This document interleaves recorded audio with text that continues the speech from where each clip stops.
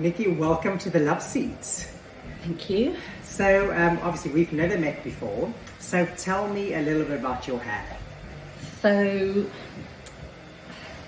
I've had various lengths of hair. I had it slightly longer earlier this year, but had it cut. I got married earlier this year. Oh, congratulations. So I kind of grew it a bit longer for that, and it just looked a mess at the end of it. Okay. So I had it sort of cut a bit. My colour, this is not my natural colour. My natural colour is your sort of colour. Okay. Until I was 40, and then obviously due to grey hairs and things, I just gradually sort of started going blonder and blonder. But for some reason I don't feel that I've ever got that quite right for my skin tone. I mean, I don't know, it's been various shades. You know, it's been a sort of pinky blonde and a reddy blonde and so at the moment when you have your colour done, is it in packets, like in foils? It is, yes, it is, yes. And this colour was done about I'm going to say 4 weeks ago? About 6 weeks ago, actually. Yeah, my hair isn't growing particularly quickly at the moment. Right. It's a bit thin on kind of particularly there, but I sleep on that side, so I don't know if that's why. And also, I mean, if you look at this, the condition of that is absolutely horrendous. So do you blow dry your hair? I do, and I use a Dyson hairdryer, or I have been for about a year now, because we were on holiday in Singapore and they had one in the hotel, and I thought, oh, this is fantastic. So I came home and got one straight away, and that's better. Okay. But and do you use it on a high heat or medium heat? No, the lowest heat. I can, okay, yes. Good. Because the Dysons, yes, they are good hair dryers, but they are very powerful. So the heat setting on them is, I know they say they're better for your hair. Our philosophy is that all heat is bad. So the lower and less amount of heat we can apply to the hair, the better. Now, I always say we're not going to ever ask you to not blow dry your hair, because we love lovely hair, and sometimes that's what a blow dry does. But to minimize it is definitely, so with what you said is correct, by having it on a lower level. So to be honest with you, many years ago, because my hair is actually wavier than it looks here, but the trouble is if I left it this morning to be wavy, it's not wavy now, it's just frizzy, kind of a horrible kind of weird slight wavy frizz. Yes. But I used to be able to leave it to dry naturally and just scrunch it a bit, and it would look nice, it would look like yours, you know. I keep saying that, but that doesn't happen now. So I could definitely, I'll tell you what I feel and what I see in the hair. So regarding the colour, I think, so when I look at you, I think the hair is just it's a lot of silver. Now when you came into the salon today, you were wearing a more beigey camely colour. Now that colouring on you actually works very well because you are warm.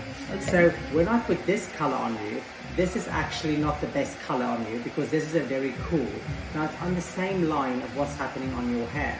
So what we want to do is I don't think you need to tint your hair, because when I look at your eye colour is actually very bright. So the lighter hair actually does suit you, even though you used to be my colouring, it does suit you. And then of course the eyebrows. So the eyebrows, are they pencils? That's is that natural?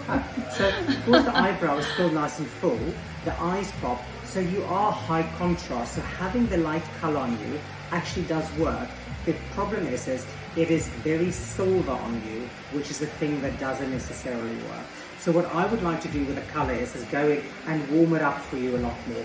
Give it a lot more tones, so when people look at you as a whole, they see someone who's a lot more of a creamier blonde rather than a silver blonde. And then also for regrowth wise, it will be very good.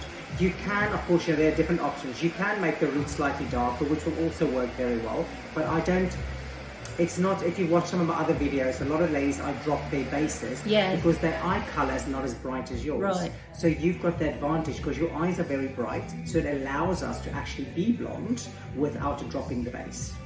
So what I would say is we go in with highlights or with foils, but at the moment when I look at the hair, I don't see many different tones. No, my hair, it seems to absorb colour really quickly, and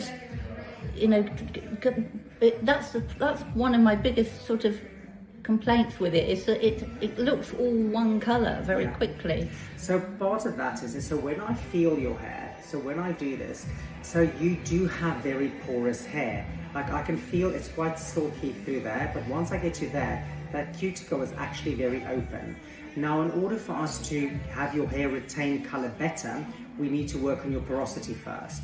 So what I foresee happening, we'll do your colour today, your colour will fade because of the porosity, but as we work on your hair with better products, working on making sure that we close the cuticle down, making sure they're smooth, they're keeping hydration, your colour will start holding better.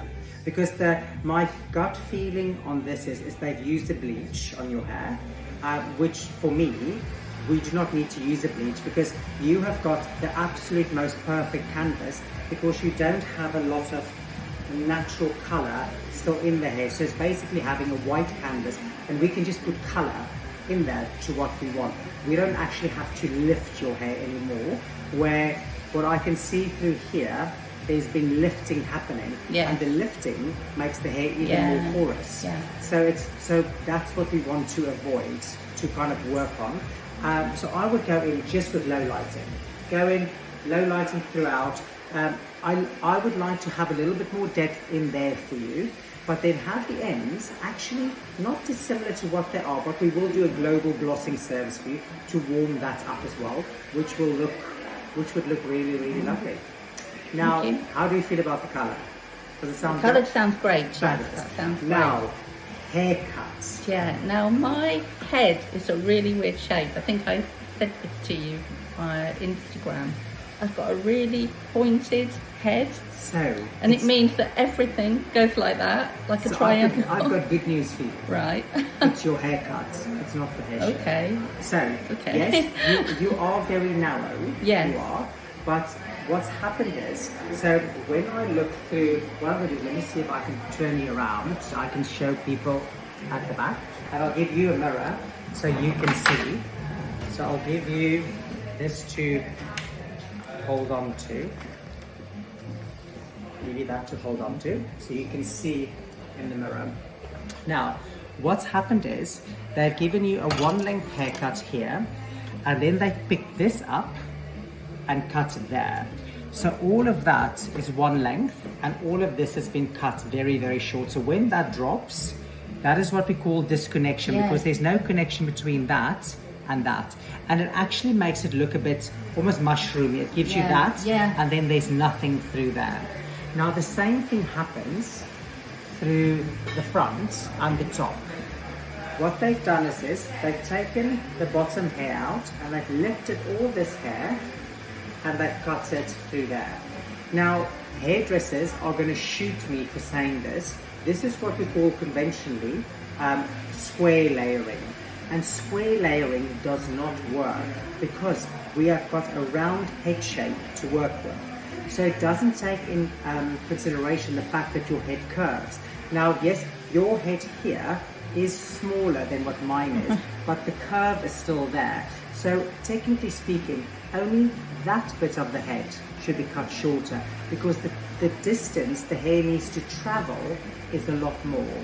So because they've got it square, when that hair now falls, like you see, when it falls to there, there's nothing to support that hair. So what it does, it naturally pulls up and it sits, it falls flat there, gives you volume there.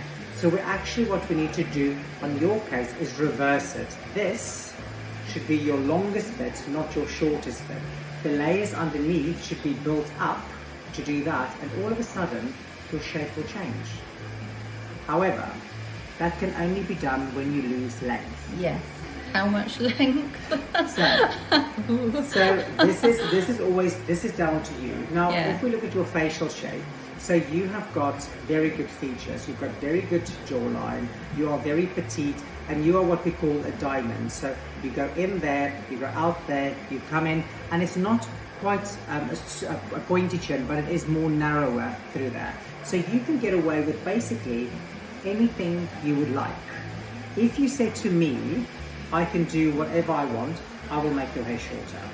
That would be what I want. But it doesn't necessarily have to be what you want. I'll tell you the options, and then you can tell me what. Okay. the first thing I like is when I do this, when I do that on you, I quite like the fringe that opens up, because when I look at you, I see cheekbone and I see eyes, so those are the things that I want to enhance. I like the fact that that's there, but this through here can definitely be a lot less on you, and it can actually be lifted through there to create nice and softness. So you can probably go about that much shorter in the back. We can then layer all of that up, and all of a sudden your hair will have a lot more movement. You'll feel like you've got a lot more hair, which will make it fabulous. So that's option one. Sounds good. Oh, you're happy with that? Yeah, it sounds good, but give me option.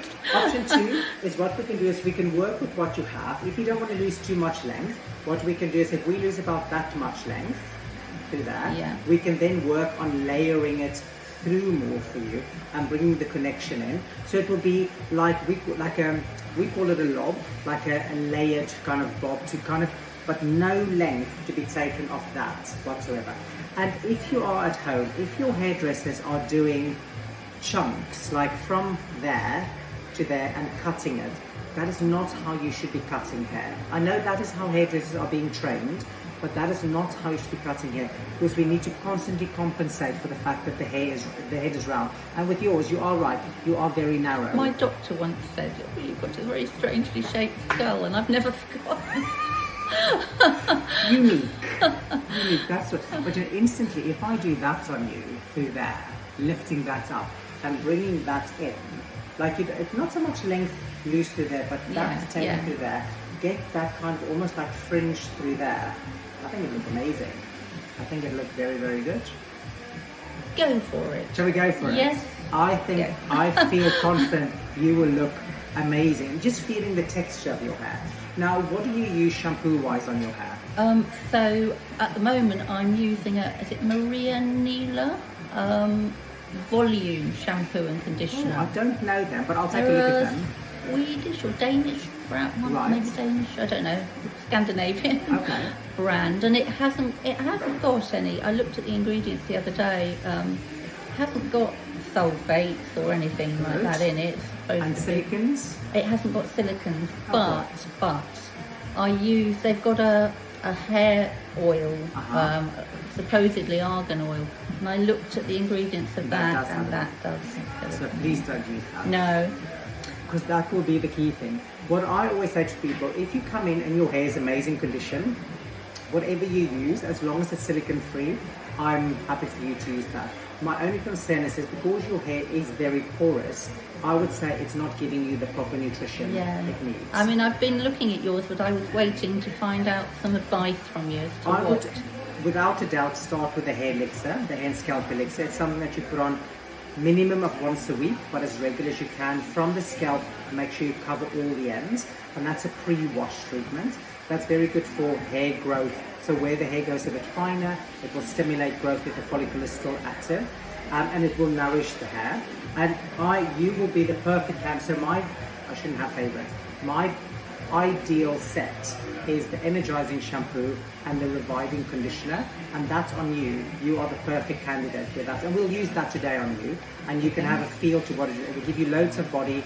The energizing shampoo is packed with collagen, so on your hair again it will really work on the porosity to get the hair, really work on the cuticle to get it supple and soft to retain more moisture, which will work very, very well.